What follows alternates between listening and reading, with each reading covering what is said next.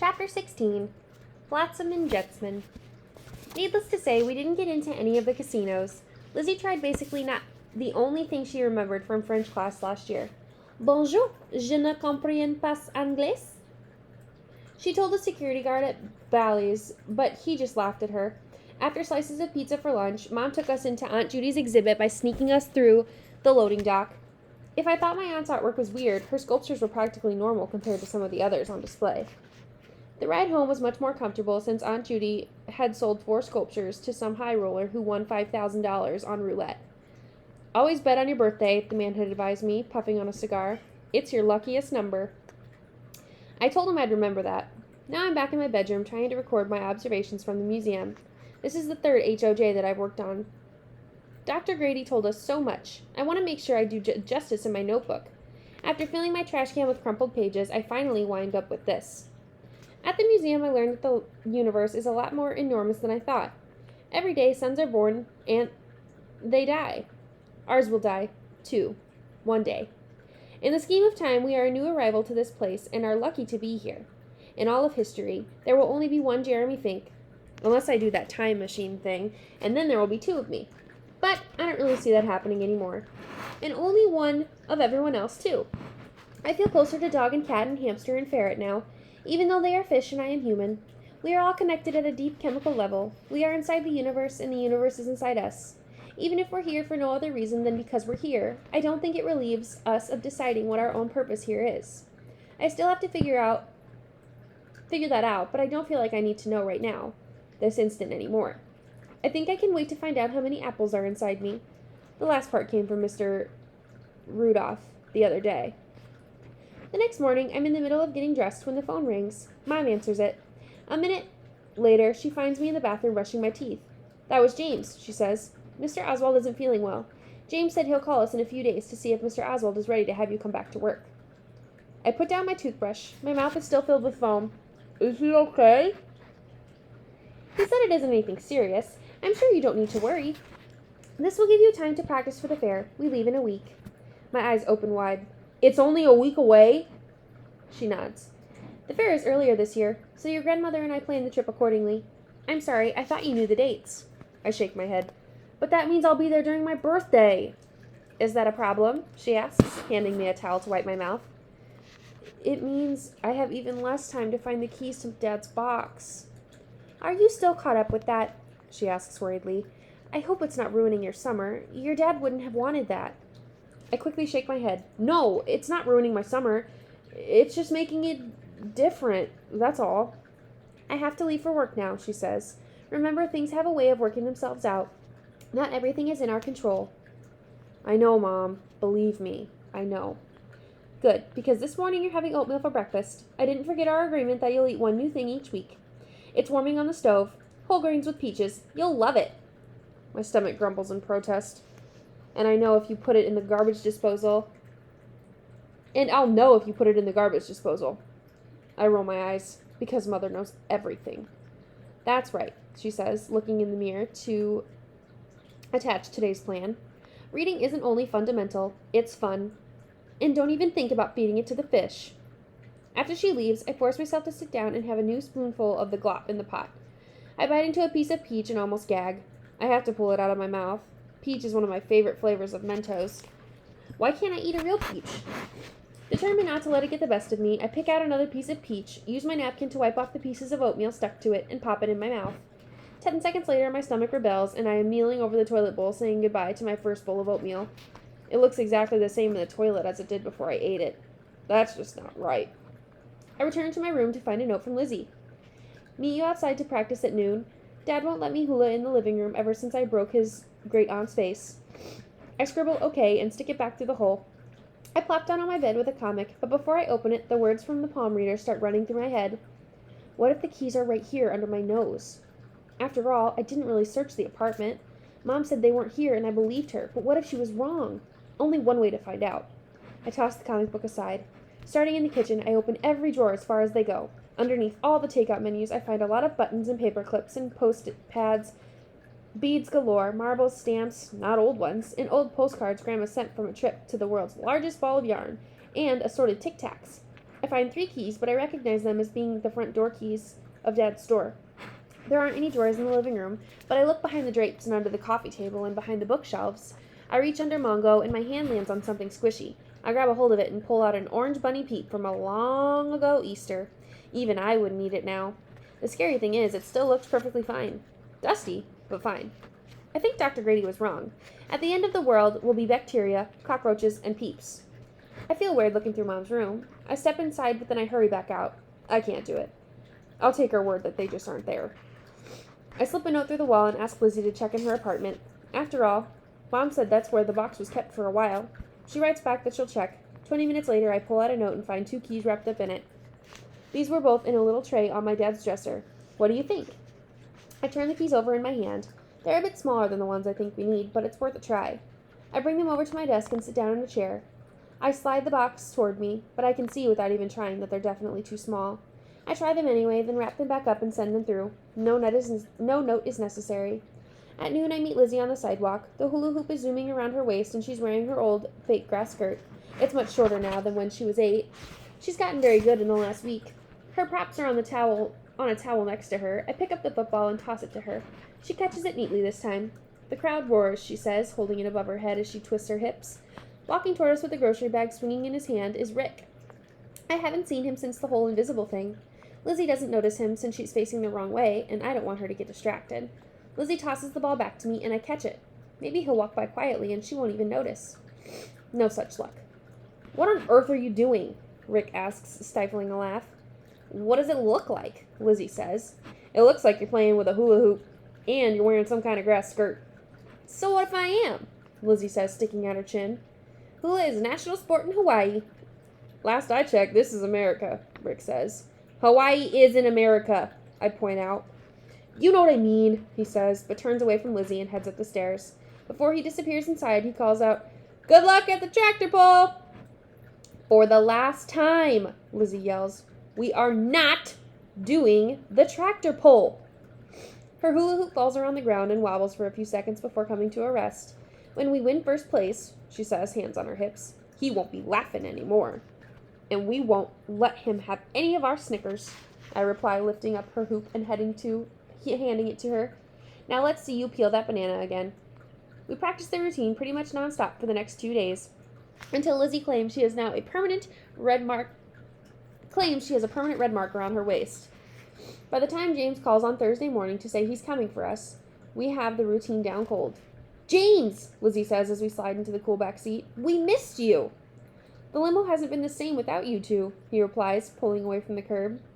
Is Mr. Oswald okay? I ask. He likes to say he has old bones. Sometimes it's hard for him to get around much. But he's better. He's looking forward to seeing you both. Hearing that makes me feel good. Lizzie smiles too. Neither of us had said it, but I at least have started thinking about Mr. Oswald sort of like a grandfather. So, what are you returning today? Lizzie asks. James shrugs. I get my assignment when you do. And with that, he puts up the window divider. I lean back and enjoy the scenery. Usually all the people on busy streets like Fifth Avenue freak me out a little more, but today it doesn't bother me. After all, that stuff about everyone being connected, I feel warmer toward my fellow man. I munch contentedly on a sandwich. Jeremy, Lizzie says, startling me, I did something I never told you about. I let the sandwich fall in my lap. My mind races with all the things Lizzie might have done. Opened the box somehow? Stole something really big? Kissed a boy? Rick? I bet she kissed Rick. When? After the seance or the tractor pull comment? It had to do with Mabel Bingsley, she says. The woman with the Winnie the Pooh book? I breathe a sigh of relief. What about her? You know how Mr. Oswald said I should pay more attention to what people say and how it makes me feel? I nod, unable to imagine where the story is going, but grateful that it won't end up with her kissing Rick.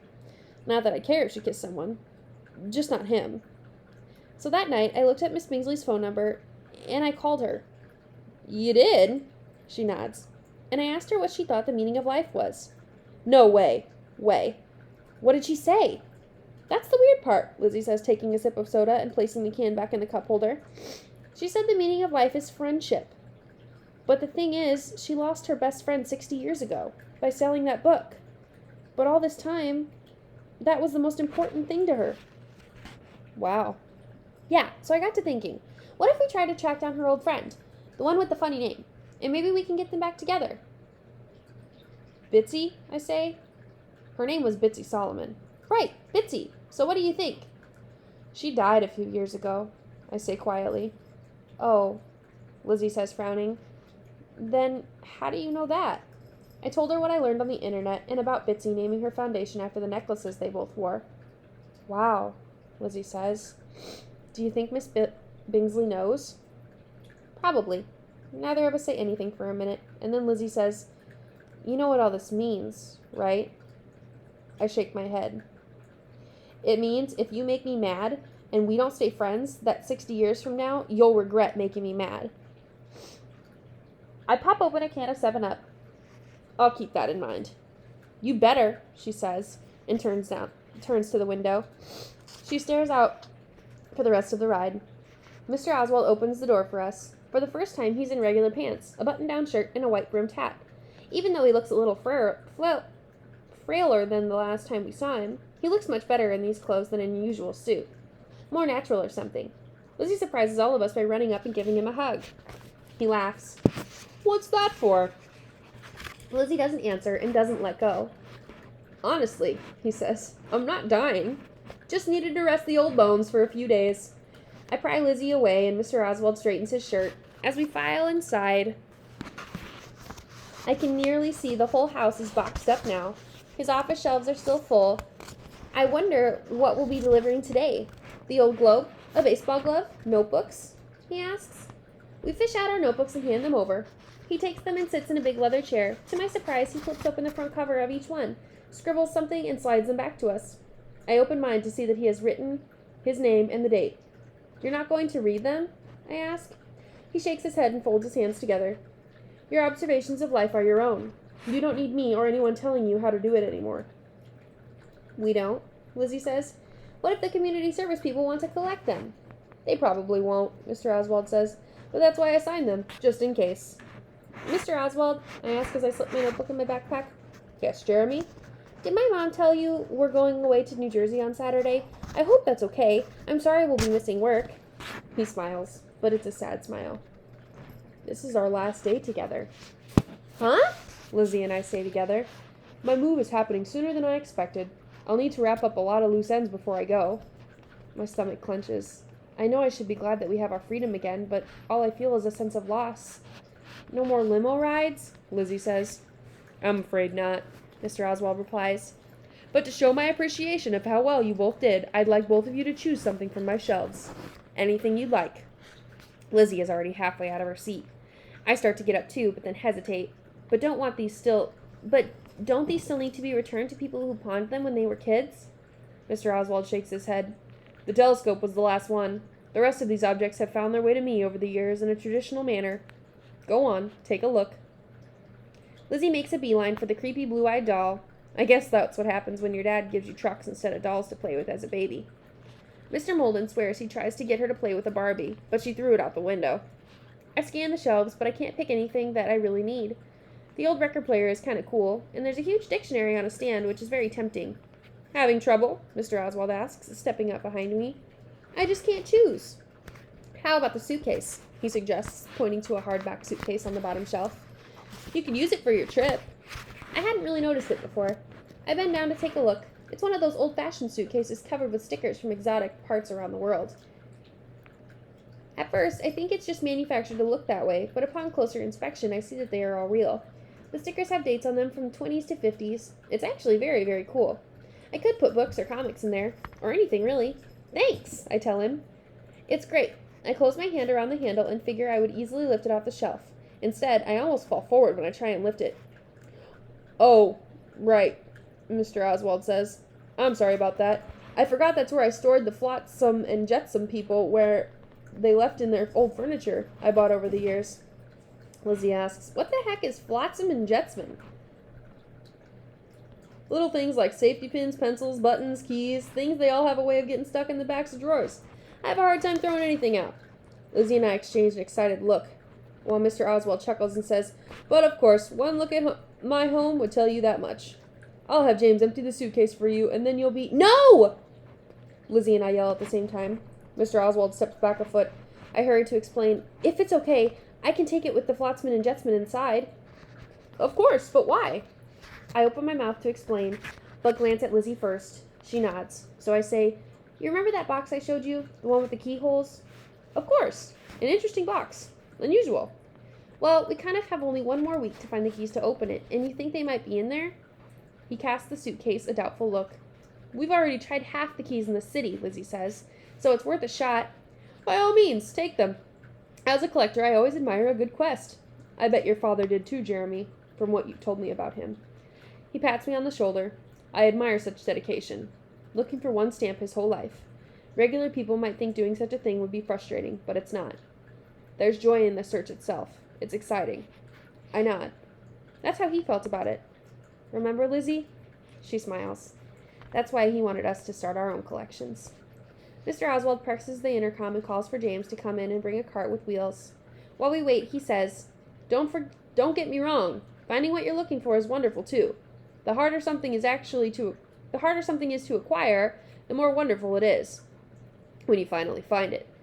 James arrives, and Mr. Oswald asks him to bring the suitcase out to the car. James loads it in the cart. Want me to take the doll, too? He asks Lizzie, trying to hide a smile. That's okay, she says, then sees us all looking at her with expressions of, oh, isn't she cute, hugging the doll. She hastily throws it on top of the suitcase. It was getting heavy anyways. Thanks for everything, Mr. Oswald, I say, sticking out my hand. He shakes it firmly. It's my pleasure to work with you both. I hope you find what you're looking for in more ways than one. Lizzie shakes his hand too. I hope you like it down there in Florida. Maybe you'll meet some nice lady to keep you company. Lizzie! I exclaim. Mr. Oswald just laughs. We'll see. The ride home is quiet. We make sure to push all the buttons that we hadn't tried before and turn on the TV for the first time. All we get is static. I turn to Lizzie. Did you know that some of the radiation from the Big Bang is inside the static on our TV set? Where'd you learn that one? I've been doing some reading about the universe lately, during HOJ. That's pretty interesting, she says. My eyes widen. It is? Lizzie has never in memory said any of my factoids were interesting. James pulls up in front of the building, but neither of us get out. I keep opening and closing the door of the fridge. Lizzie fiddles with the armrest. Finally, James opens both of the back doors, and we have no choice. We stand on the curb as he lifts the suitcase out and places it on the sidewalk. He hands Lizzie her doll. She glances around to make sure no one is watching before she takes it. We'll miss you, James, she says. You're a man of few words. He chuckles. Never learned anything by listening to myself talk.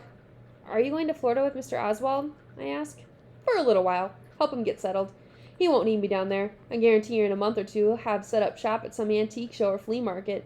He can't stay away from those things. Loves meeting other collectors. It's in his blood. I know what you mean, I tell him. It's in mine, too. Be good, James tells Lizzie. He sticks out his hand, but she gives him a hug instead. The doll gets wedged between them. They both laugh.